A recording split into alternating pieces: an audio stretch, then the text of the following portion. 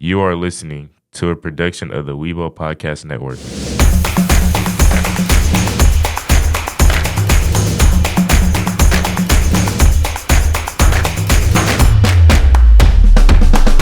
Hello, welcome to episode 26 of season 2 of Tiger Sports Page. I'm your host, Angelina Lopez. Tiger Sports Page is a weekly podcast and a YouTube program dedicated to all things Lancaster ISD sports.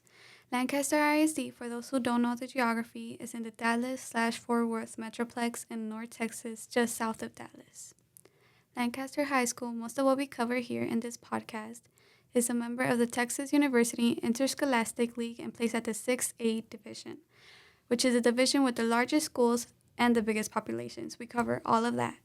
Now, on today's program, we're joined today by our head track and field coaches, LaKeidra Hayes of the women's team and Jeremy Wariner of the men's team. We're officially in the track postseason. Each of you, please recap your team season, and if you would, please give me your season's high point and the season's greatest growth area for each team. Coach Hayes, we'll ask you to go first. Yes, we've had a really good season so far during the regular season, but as you said, we start basically championship season this week with district. Some highlights for us this year, we broke the school record in our 4x200 meter relay,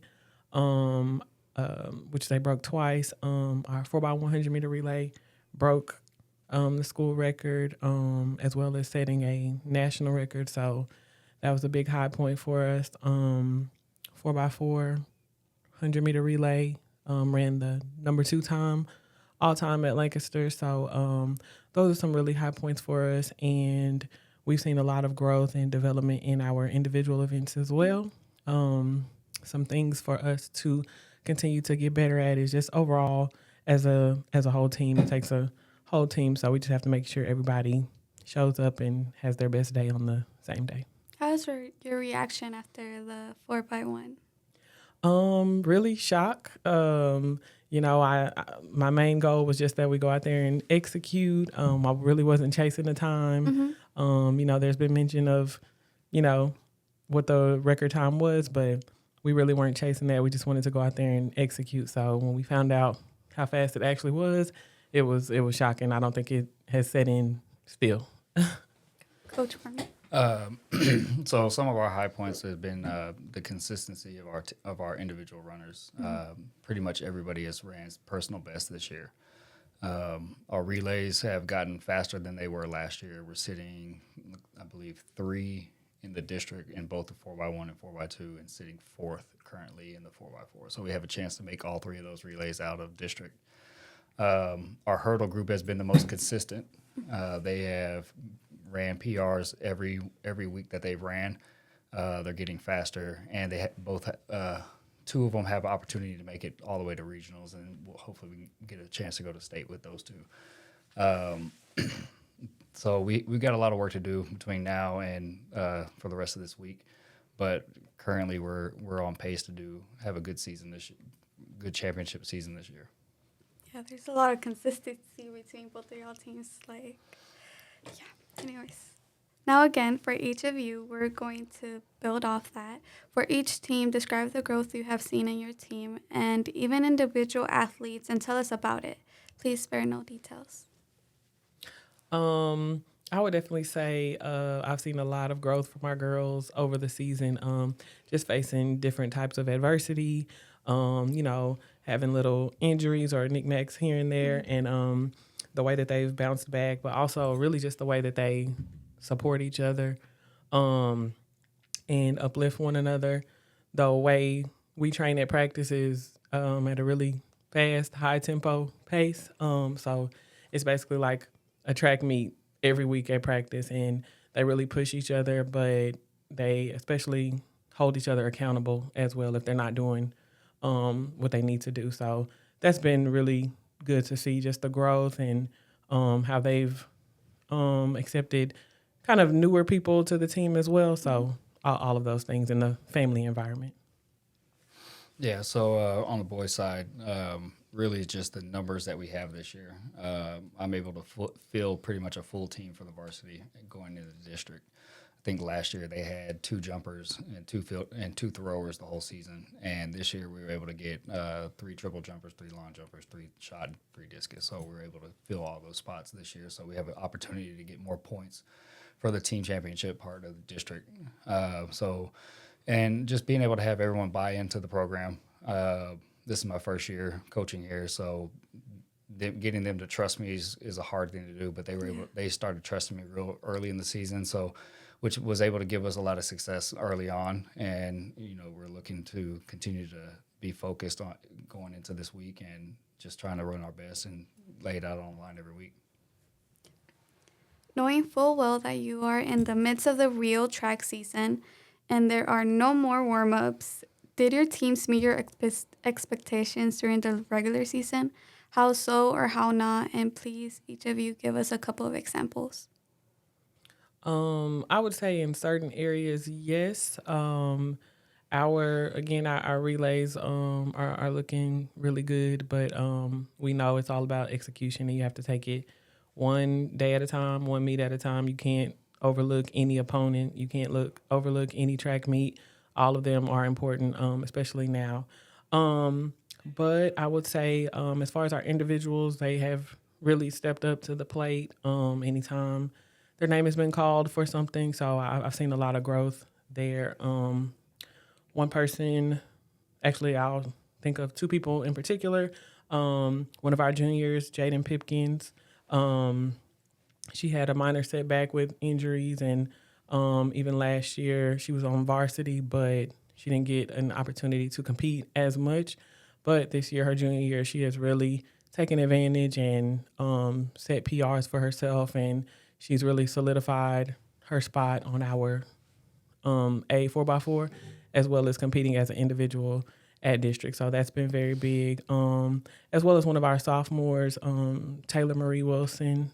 She came in to the program understanding how we have high standards, big expectations, and she's really stepped in and filled her role and solidified her spot on our 4x2 as well as our 4x4. And she's the youngest person that we have on varsity. Yeah, so I like to set our expectations high, give them something to kind of work for. We're still working for what I was hoping to get, but they are by far exceeding what I was thinking we were actually going to do.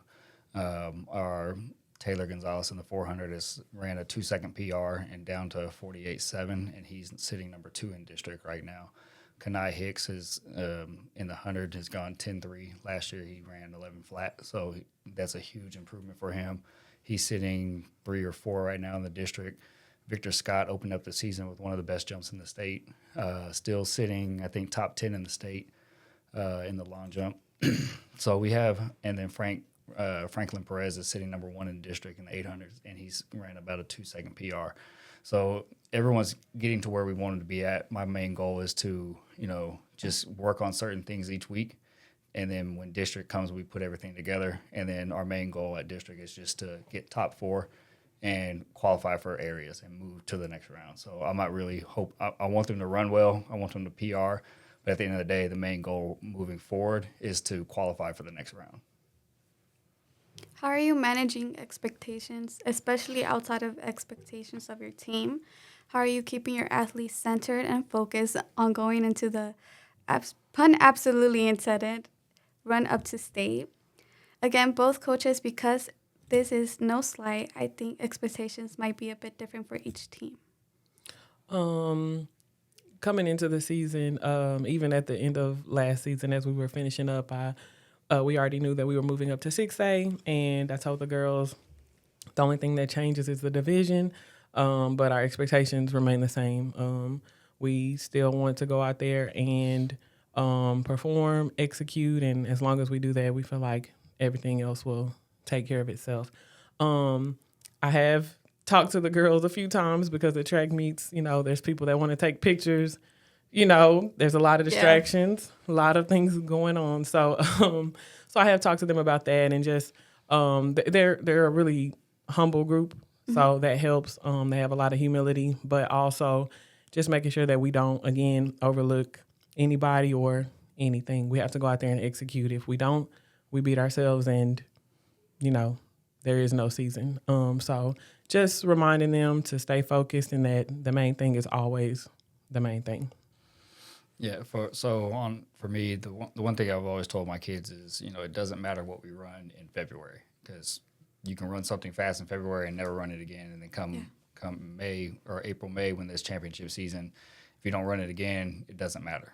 So really, it's just to stay focused on the main goal, and go into district ready to go, healthy, and then go out there and get top 4 at district to move on to the next round. I'd rather than run fast. I'd rather than qualify, go all the way to state, than run something fast early on and don't get out of district. So that's been our main goal this year, is just to improve our races throughout the season, figure out what we're doing wrong each week, work on a different aspect of the race, and put everything together the week of district.